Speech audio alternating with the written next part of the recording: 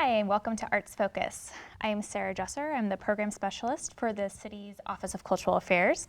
Arts Focus is a monthly 30-minute program in which the Office of Cultural Affairs staff will meet with a representative of one of our local arts organizations to learn a little bit about their history and current programs.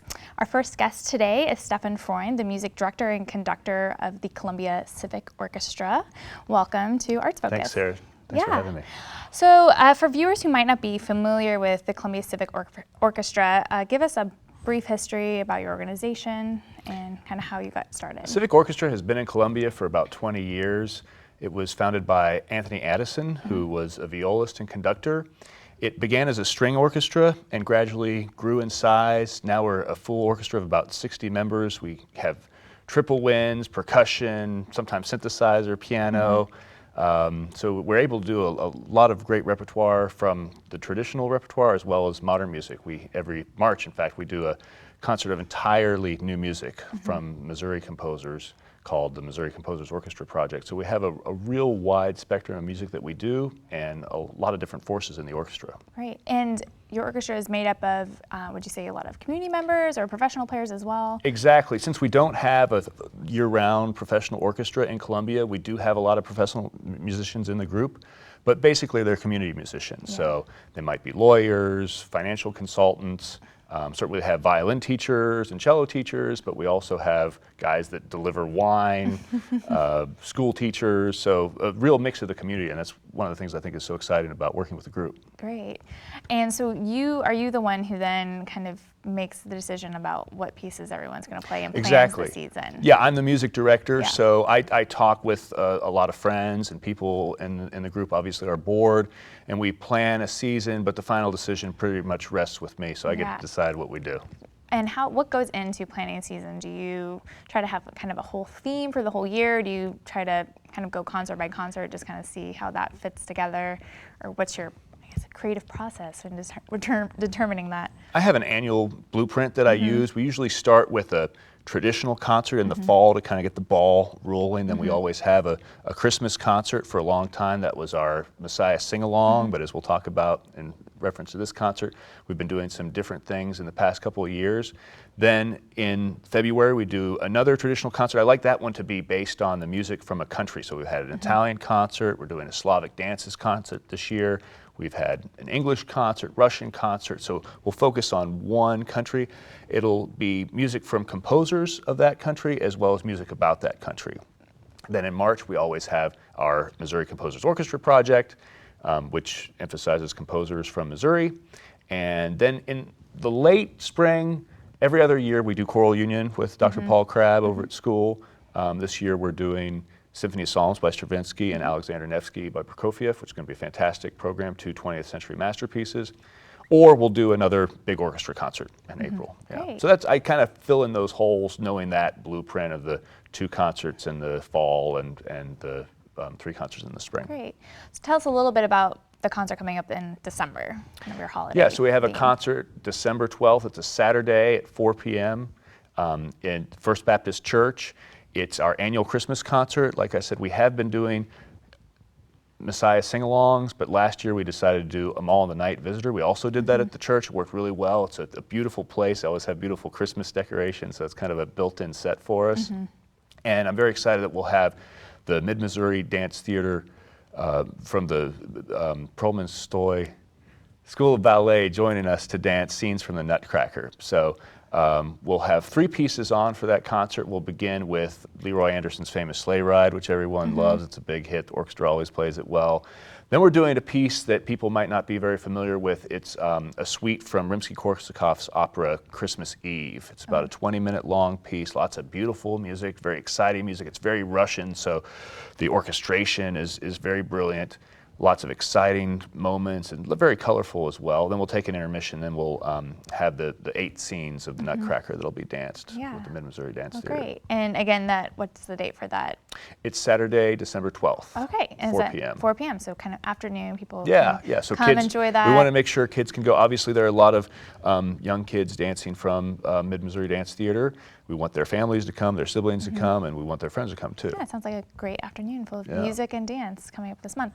Talk a little bit about, I guess, maybe some of the community programs you might be involved in, or collaborations, like you were talking about the concert in the spring, which is the composers. How do you work with what other groups? Since we're a community orchestra, we think it's really important to collaborate with other groups in the Columbia community. So basically, almost all of our concerts are collaborations in one way or another.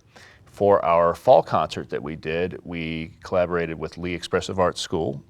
They built puppets, and then they danced choreography with the puppets to our performance of Strauss's Death and Transfiguration. So it was a really fantastic way to get their parents to the concert, for them to engage with the music. My wife, violinist Julia Freund, she went into the schools and played with the students to give them some inspiration with the artwork they were doing. There was a lot of back and forth in this creative project. Obviously, this is a collaboration with the Mid-Missouri Dance Theater. Then in February, that's kind of our only concert that we're doing on our own, that we will have Bill Kalinkos, who is a clarinet professor at Mizzou. He'll be joining us for that, so it's in a way a collaboration. And then of course the Missouri Composers Orchestra Project is a collaboration with the New Music Initiative at school. Bring lots of composers in from around the state, and this year we're actually having a competition where we're trying to identify who is the best composer in the Southeastern Conference. Okay. So hopefully we'll bring in somebody from outside the state whose piece we'll do. And then obviously Choral Union is a big collaboration with the university, with Choral Union, with Dr. Paul Crabb and that fantastic choir. Yeah, so kind of. Which I heard you're a member of. Which I am also a member of. So I will look forward to working with the Civic Orchestra next semester. And it's going to be, there's probably over 300 people at that point, like on the stage, including orchestra members and the chorus. A true massive humanity will assembled. Be something that people should definitely come to see.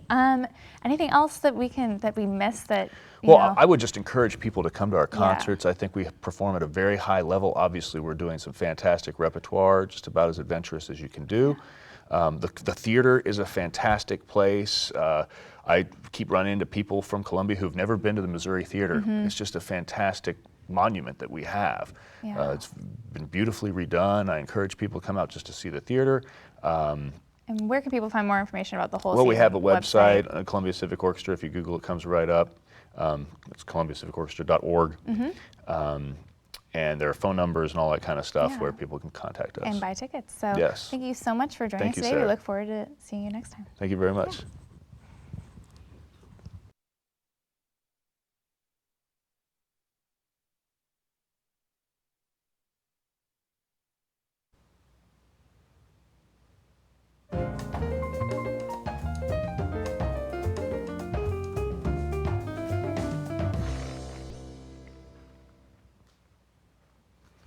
Hi there, and welcome back to Arts Focus. My name is J.J. Musgrove. I'm the director of the Office of Cultural Affairs.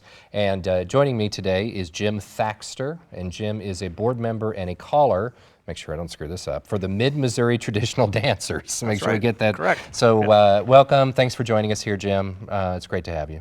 Thanks. We want to know much more about Mid-Missouri Traditional Dancers. So how did this wonderful organization get formed?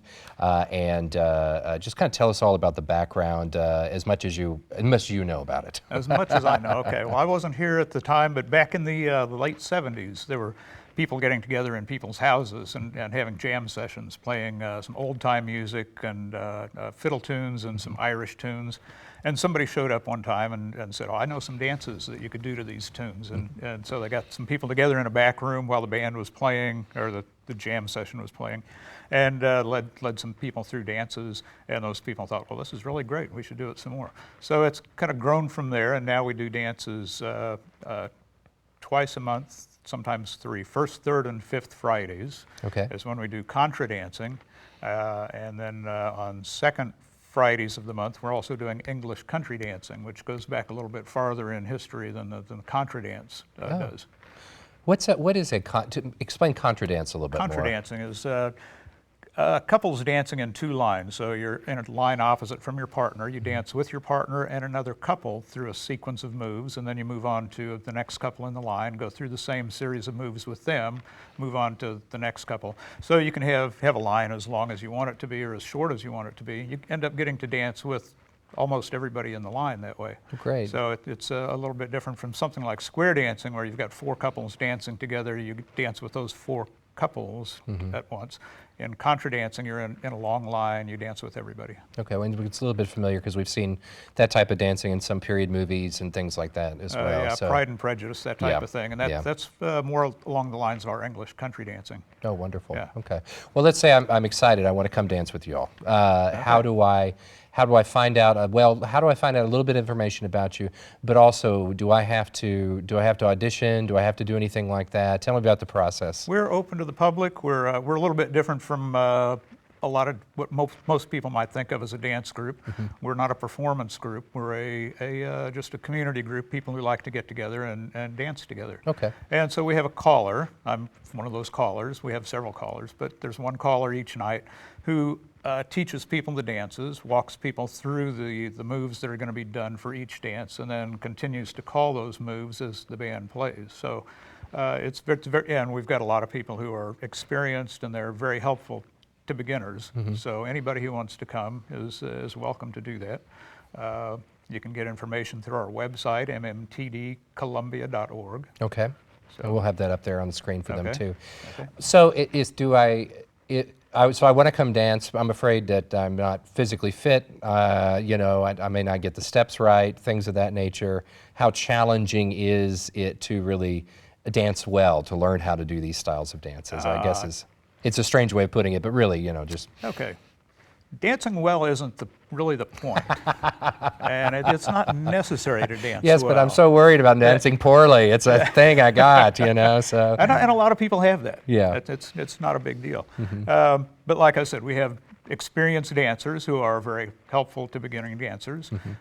So people, I know a lot of people are very nervous about doing something strange for the first time, something they're not familiar with for the first time. And so we try to help get people over that, for the first 2 or 3 times that they come. And after that, they start getting into learning the language of the calls, things like ladies chain and a hey for 4, and you learn what that means after a while. And you can respond to the caller without having to have somebody point you in the right direction, help you through it. But while you're getting started, we do have that assistance. Well, that's good, because Yeah. I would definitely need that assistance, that's for sure. We're glad to offer it. So. Where are you doing your dancing right now, and how many people generally show up on a typical Right now we're time? dancing at the Ballroom Academy of Columbia, which is down in the south part of town, near Rockbridge High School. Typically we'll have anywhere from 30 to maybe 60 people show up for an evening of dancing. Great, that's wonderful. Yeah, we always have live music. Old-time bands, Irish bands, old-time being like fiddle, guitar, and banjo, and bass, that type of music. Oh, that's great. That's Yeah. wonderful. Tell me a little bit about your annual event. I have it down here, the Spring Breakdown Weekend. What's that all about? Yeah, Spring Breakdown Weekend started about 15 years ago, I think. We've done it every year for that long.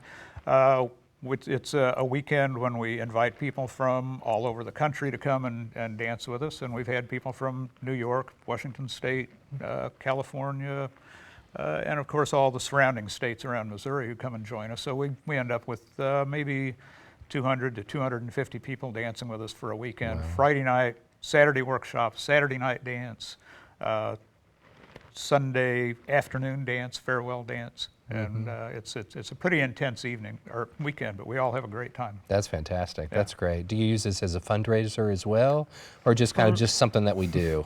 It's just something that we do. Okay. It's kind of a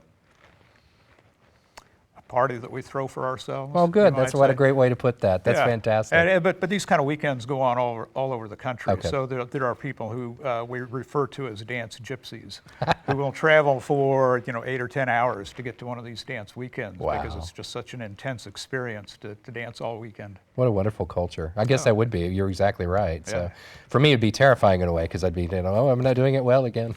Well, you're dancing with probably some of the best dancers from the surrounding Oh, communities yeah, I wouldn't of do that, yeah. dancers. And we've had people come for their first time dancing to one of our dance weekends. And Oh, they get wow. thrown into it, and it's so intense that they love it. Yeah. And they learn a lot that way because, it's just one thing after another, and all these experienced people to help you out. So people get a lot of experience. Beginners especially would get a lot of experience just in that one weekend. Oh, that's fantastic. Well, tell us about how how can they find out more about it? You know, as far as your website, any information, literature that's out there. How can they find out more about your organization, in your best opinion? In my best opinion. Well, yes, our website has a number of links to other organizations. For instance, Country Dance and Song Society, which is a national organization, and we're an affiliate with that group. They help provide some funding for some of our dances and some technical expertise, and they've got a lot of background information. There are a lot of videos out there on YouTube. We have some links, I think, to some YouTube videos if people want to see what it looks like before they actually come to a dance. Right. And if you look at a YouTube or just watch somebody dancing, watch a group dancing, it looks pretty confusing. Yeah. But if you're inside the dance, if you're actually doing it, it makes a lot more sense. So, I can understand that. So, yeah. So your website is mmtdcolumbia.org. mmtdcolumbia.org, so people Correct. can find out more about the group there. Yes. So, Yes. Jim, thanks for being here. It's been wonderful to find out exactly what you all do, and I know that I'm going to come and join you sometime. That's great. So. All right, we look forward to it. Cool. We'll be back for one more segment with Arts Focus.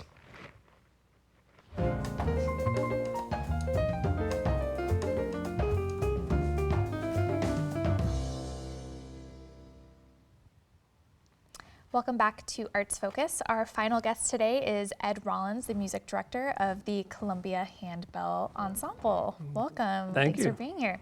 So the Columbia Handbell Ensemble is celebrating its 26th season. So if you could give us maybe a brief history of the organization and maybe a little bit about your background and how you got into the role with the Columbia Handbell Ensemble. Right.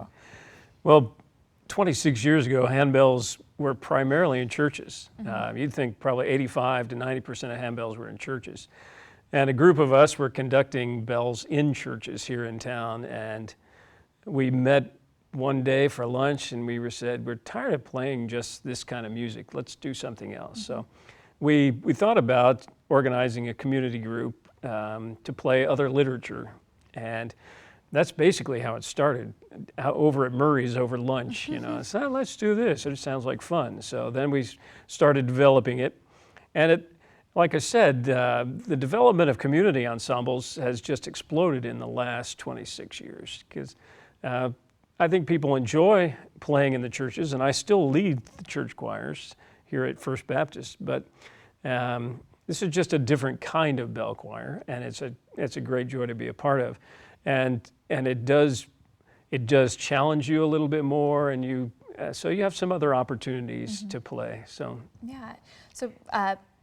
I would say maybe the general public, I don't know, might be unfamiliar with handbell music, and especially the kind that you're talking about that might be a little bit of a departure from your typical church-related programming. So can you tell us a little bit about kind of what your programs are, like concert repertoire, and you know, how it usually goes, I guess. Sure. The repertoire for handbells is also beginning to expand. Like I said, most of it for a long time was church stuff, and so. But now you're finding new compositions by handbell composers. You're finding transcriptions of orchestra works and opera works. You're finding all kinds of contemporary songs. We've had Adele set to bells. We've had Disney set to bells. So right about now, you can do all kinds of stuff. And so our typical season, like we did a children's concert on Halloween. We dressed up, we played Halloween tunes, we let the kids play, lots of fun. But now we'll have a winter concert here in a couple weeks. And we're gonna do, because of the season, you're gonna do some carols, you're gonna do some, we're actually doing some of the Nutcracker too. Nobody's dancing, but we're doing some of those. And then sometimes we've had sing-alongs. We'll do some crazy Christmas tunes. We've acted out the 12 Days of Christmas. So you see a little bit of everything. And then spring concerts aren't defined by the holidays as much. So we'll do all kinds of things. Last year we did operas and we did Disney. And you know, we'll see. We'll probably put together some show tunes and things like that. Great. So it's a lot of fun, and it's as much a visual treat because everybody's arms are in motion all the time. So what you're seeing, you're watching that. And you know, I started ringing years ago. Never thought I'd be doing this much handbell work, but at William Jewell, our alma mater, Yeah, where I went as well. I played in the bell choir and then just kept going. And so it's a lot of fun. Fun to ring, fun to direct. And how many performers are needed, I guess, because everyone doesn't just play one bell, they play several different in their kind of range, I guess. So how many do you need for a full choir? There used to be like a standard number. You're going 10 to 12 people, but bells have kind of expanded also. You have most groups will have a 5-octave set, but now there are groups that have 7-octave sets. And those are really large bells, or they have big chimes also. So our group plays with 12, some years 13. And we have 2 sets of bells, so I can double positions if anybody wants to come and ring and learn how. And then some groups will have as many as 15, 16 players. Okay, yeah, well, great. Talk a little bit about, I guess, you briefly mentioned it, but your winter concert is coming up this month in December. So when are those taking place, and how can people find We've got out more? 2 concerts here in town, Thursday, December the 10th, 7 p.m. at First Baptist Church on Broadway, and then Sunday, December 13th at 3. Okay. And as I mentioned a few minutes ago, what you'll be seeing at that concert will be a couple Nutcracker Suite songs. We've got a series of familiar carols, just different kinds of arrangements, some wild drinking songs, basically. Oh, you can do that in church? I don't know. And then we'll do a couple fun ones there at the end. But it's pretty fun for most any age. Yeah, and open to all ages, and Open to especially all during a ages. matinee show, it's Right. perfect for before dinner time hours at Mm-hmm. in. Any other, you talked a little bit about your Halloween concert community event, but any other, I guess, future kind of community events, or do you typically have a time when if kids come, they can kind of come up and interact with the bells, or? At the end of every concert, we encourage people, and actually before every concert, I get out and tell people what they're going to see if they've never experienced it. So that gives them some kind of a heads up. Yeah. And then we, like Stefan, who was here earlier, talking about collaborations. We've done collaborations with all kinds of groups, vocal groups, instrumental groups, dance groups. And so usually every so often we'll have that. And then we have concerts lined up in Massachusetts in 2 years. Okay. So it's fun. We get to go out and represent Columbia all around the country. Great, and also get some ideas from other groups and say, I want to perform that in Columbia. So that's always a good time to kind of get out and see what other people are doing and bring it back so people here in town can enjoy that as well. So is there a way if someone's like, that sounds really awesome, I want to either come to a concert or I want to maybe be involved in the Handbell Ensemble, because it is a community organization. How do people contact you and find out more information? We do have a website at the CHE Bells, like Columbia Handbell Ensemble Bells.org. And otherwise, they can always contact me at First Baptist Church. Yeah. And what we do is it's an advanced group. So we do have an audition. But if you're interested and want to know more, like I said, I've got double bells. I put people in who are trying to learn and see what it's all about. Yeah. So we'll have 2 people playing the same part. And it's a good way to indoctrinate yourself into what it's like. Exactly. And so, every semester we're looking for new people. So. Well, great. Sounds like you have exciting thing coming up this month and throughout the rest of the year. Thank you so much for sharing about your history and the events that you have going on. Good to be here. Thank you.